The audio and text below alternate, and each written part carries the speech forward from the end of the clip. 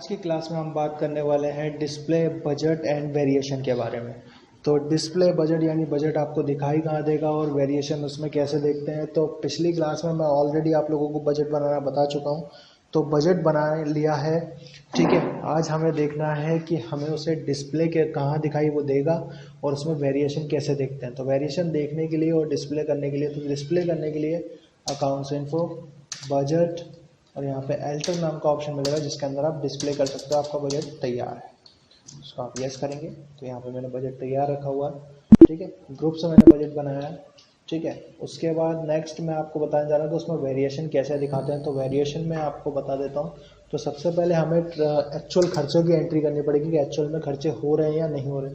तो यहाँ पे पहले मैंने एक्चुअल में खर्चे की एंट्री करी। तो यहाँ पे फर्नीचर की एंट्री कर ली मैंने, 20,000 रुपये में फर्नीचर परचेस कर लिया। ठीक है, और दूसरा मैंने यहाँ पे मशीनरी परचेस कर ली 15,000 रुपये में। तो ये 15,000 रुपये की मशीनरी मैंने परचेस कर ली। उसके बाद यहाँ पर एक और ऑप्शन मिलेगा आपको, रेंट मैंने ले लिया। तो रेंट मैंने यहाँ पे 10,000 रुपये पे किया रेंट। ठीक है, और उसके बाद सैलरी, तो सैलरी मैंने यहाँ पे 7,000 रुपये पे की। और उसके बाद यहाँ पे जो रेंट है ऑलरेडी हम ले चुके हैं। तो ट्रांसपोर्ट चार्जेस, यहाँ पे ट्रांसपोर्ट चार्जेस ले लिए मैंने 6,000 के। तो ये टोटल मिला के मैंने ये खर्चा कर दिया। तो ये एक्चुअल में मैंने खर्चा यहाँ पे डिफाइन कर दिया। ठीक है, अब आपने करा क्या मैं बता देता हूँ।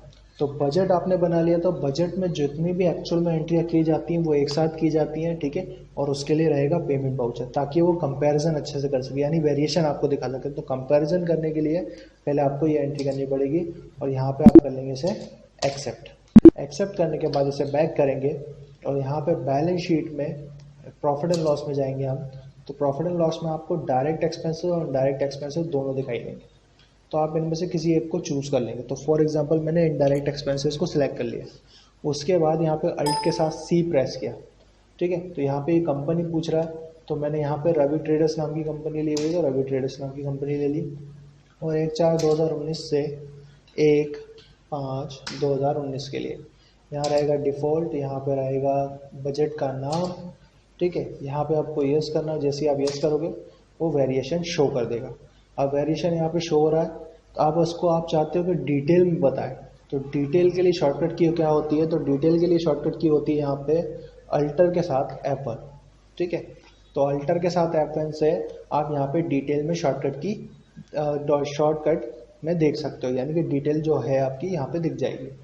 ठीक है, तो टोटल जो डायरेक्ट एक्सपेंसेस में खर्चा हुआ है वो हुआ है, आपने डायरेक्ट एक्सपेंसेस में 5,000 रुपये बचा लिए, क्योंकि हमने सोचा था कि 40,000 रुपये खर्चा होंगे, लेकिन यहाँ पे 35,000 रुपये ही खर्चा हुआ। कैसे?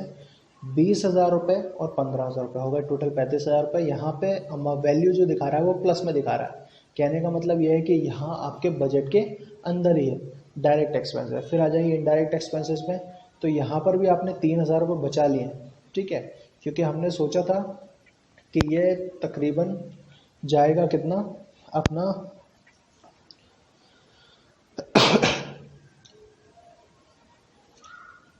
31 के आसपास चला गया ये। ठीक है, तो यहाँ पे खर्चा थोड़ा सा ज़्यादा हो गया।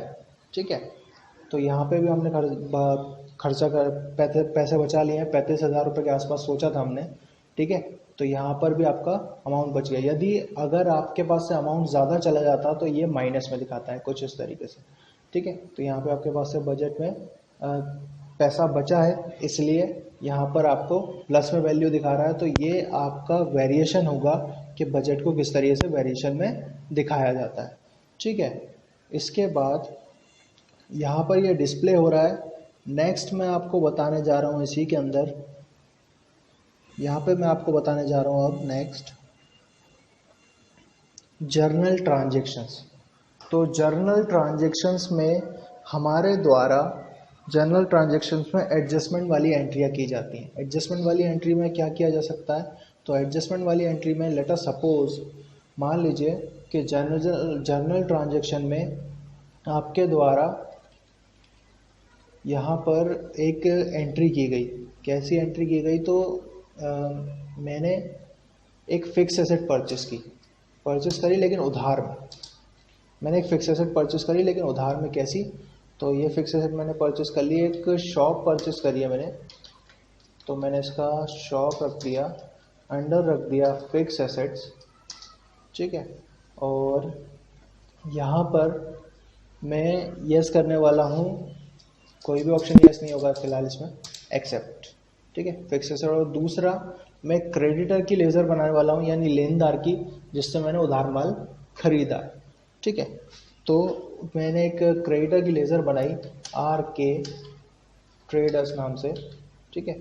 उसके बाद इसका अंडर रख दिया मैंने सैंड्री क्रेडिटर, तो यहाँ पे मैंने इसका अंडर सैंड्री क्रेडिटर रख लिया, ठीक है। और मैं मेंटेन बैलेंस बिल फिलहाल बंद कर देता हूँ, और यहाँ पे एक्सेप्ट करने के बाद आपको कहाँ जाना है, जाना है अकाउंटिंग बाउचर में F7 जनरल बाउचर, ठीक है।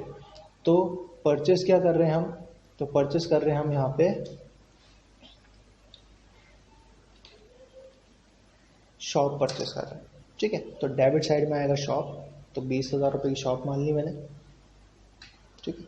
और क्रेडिट में सेल कौन कर रहा है हमें, तो ये RK ट्रेडर्स सेल कर रहा है, यानी क्रेडिटर, तो यहाँ पे मैंने इसको कर लिया एक्सेप्ट। तो अब इसको चेक करेंगे बैलेंस शीट में, तो बैलेंस शीट में आपको दिखाई देगा ये करंट लायबिलिटीज़ में कि RK ट्रेडर्स के पास को पैसे चुकाने हैं, ठीक है।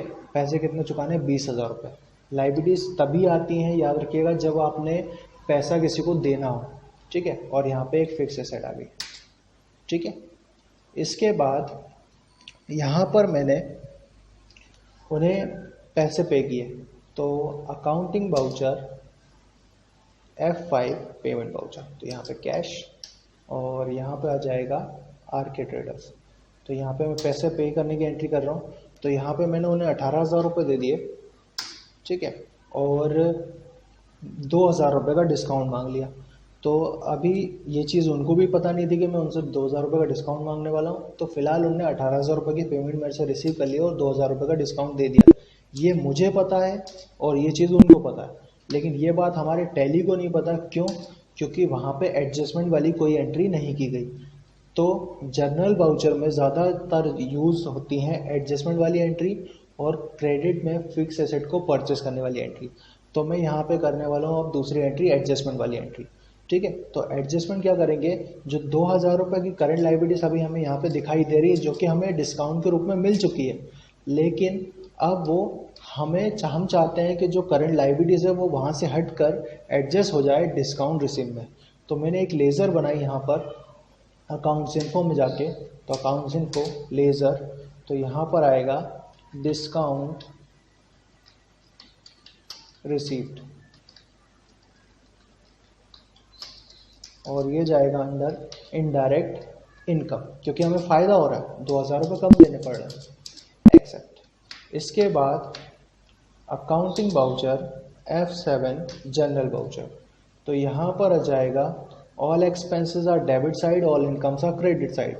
बट एक एंट्री में या तो एक्सपेंसेस होंगे या तो इनकम होगी, तो फिलहाल हमें इनकम हो रही है, तो यानी एक साइड जो क्रेडिट वाली साइड है वहाँ पर आएगा डिस्काउंट रिसीव, तो डेबिट वाली साइड में जाएगा RK ट्रेडर्स। तो 2,000 रुपये का डिस्काउंट दिया, तो 2,000 रुपये यहाँ पे हम ले लेंगे और उनका अकाउंट ज़ीरो हो जाएगा। और क्रेडिट साइड में यहाँ पर आ जाएगा डिस्काउंट रिसीव्ड, ठीक है। और यहाँ से आप चेक करेंगे एक्सेप्ट।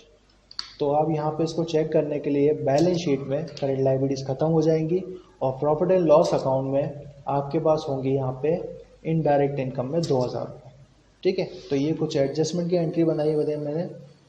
जर्नल ट्रांजेक्शन, ठीक है, तो जर्नल ट्रांजेक्शन रहेगा ये। तो जर्नल ट्रांजेक्शन बताया मैंने आप लोगों को ये, ठीक है।